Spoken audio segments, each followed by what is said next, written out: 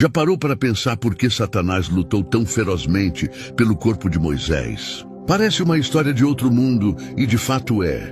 Moisés, o grande líder que libertou os israelitas da escravidão, que subiu ao monte para receber os 10 mandamentos, enfrentou uma disputa após sua morte. Mas não foi uma disputa qualquer, foi um embate celestial, e Satanás tinha um plano obscuro por trás de sua insistência. Deus havia ocultado o corpo de Moisés, e Satanás, em sua natureza rebelde, buscava revirar esse segredo divino. Mas por quê? O que ele ganharia com isso?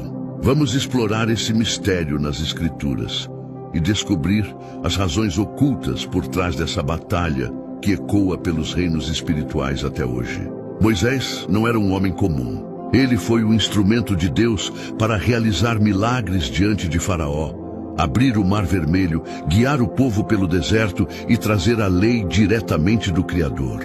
Mas mesmo um servo tão fiel cometeu erros. No final de sua jornada, Moisés desobedeceu a Deus. Ao invés de falar à rocha, como Deus ordenou, ele, em sua frustração, bateu nela. Um ato de desobediência que custou caro. Moisés foi proibido de entrar na Terra Prometida.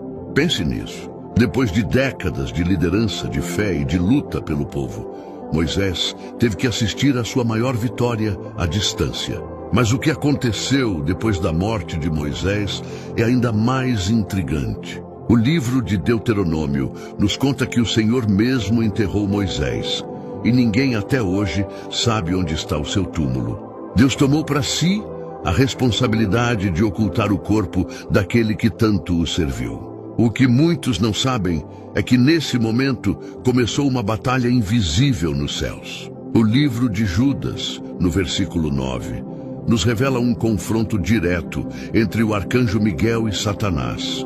Uma luta feroz pelo corpo de Moisés. Satanás tinha suas razões e elas não eram triviais. Alguns estudiosos acreditam que ele queria usar o corpo de Moisés como um objeto de idolatria. Afinal, os israelitas já haviam demonstrado sua fraqueza para o culto de ídolos, como o bezerro de ouro. Imagine o poder que o corpo de Moisés, um líder tão reverenciado, poderia exercer sobre o povo, desviando-os da verdadeira adoração a Deus. Satanás, o grande enganador, sabia que poderia facilmente corromper o povo se eles encontrassem o corpo de seu líder e começassem a venerá-lo.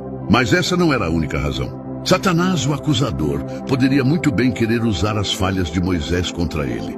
Lembre-se de que Moisés, em sua ira, matou um egípcio, desobedeceu a Deus ao bater na rocha e quebrou as tábuas da lei. Embora perdoado por Deus, Satanás poderia querer expor essas falhas, acusando Moisés no tribunal celestial e tentando impedir que ele fosse honrado por Deus. É assim que o inimigo opera, sempre tentando lançar dúvidas, condenações e acusações sobre os servos de Deus. No entanto, o arcanjo Miguel, sabendo da justiça e do poder de Deus, não entrou em discussão direta com Satanás. Em vez disso, ele disse: "O Senhor te repreenda." Miguel não usou sua própria autoridade, mas a autoridade de Deus para silenciar o inimigo. Essa é uma lição para nós. Muitas vezes, enfrentamos as mentiras e acusações de Satanás, mas a nossa força não está em nós mesmos, e sim em Deus. Quando confiamos nele, quando nos apoiamos em sua palavra e em sua autoridade, podemos vencer qualquer ataque do inimigo.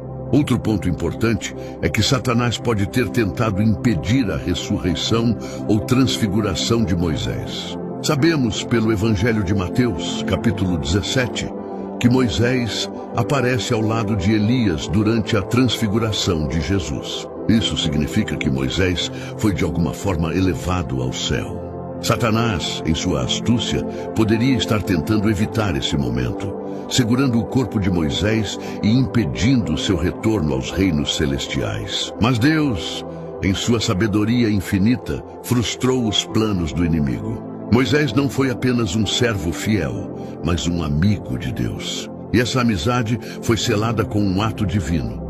O próprio Deus enterrou Moisés, e o corpo foi escondido de todos, inclusive de Satanás. Isso nos mostra que, por mais que o inimigo tente interferir nos planos de Deus, ele nunca terá a vitória final. 05:20. Mas o que podemos aprender com essa batalha espiritual entre o arcanjo Miguel e Satanás?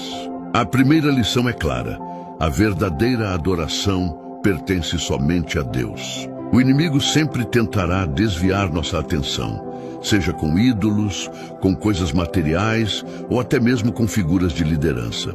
Moisés era um grande líder, mas não era para ser adorado. Se Satanás tivesse conseguido o corpo de Moisés, ele poderia ter manipulado o povo de Israel a venerar o corpo e esquecer o Deus vivo que Moisés tanto serviu. Isso nos leva a refletir sobre como muitas vezes permitimos que pessoas ou coisas tomem o lugar de Deus em nossos corações. A idolatria não é apenas se curvar diante de uma imagem. Ela pode ser qualquer coisa que colocamos acima de nossa devoção a Deus. A segunda lição é sobre o poder da graça de Deus. Moisés, como qualquer outro ser humano, cometeu erros. Ele falhou, desobedeceu a Deus e pagou o preço por isso, não entrando na terra prometida. Mas mesmo em seus erros, Deus permaneceu fiel a ele. A batalha pelo corpo de Moisés nos lembra que, apesar de nossas falhas, a graça de Deus é maior. Deus perdoou Moisés, não por ele ser perfeito, mas porque o coração de Moisés era fiel. Isso nos lembra que, por mais que Satanás tente nos acusar por nossos erros, o sangue de Jesus nos cobre. Não somos definidos pelos nossos fracassos, mas pela redenção que encontramos em Cristo. A terceira lição, e talvez a mais importante, é sobre a soberania de Deus. No final, Deus sempre tem a última palavra.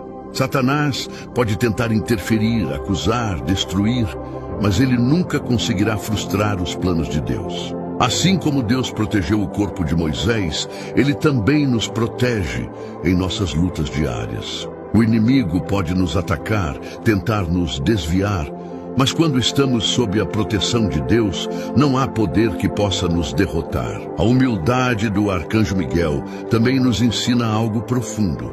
Mesmo sendo um ser poderoso, Miguel não usou sua própria força para confrontar Satanás. Ele não confiou em sua posição como arcanjo, mas confiou no nome de Deus. Confie no Senhor, porque a vitória é dele.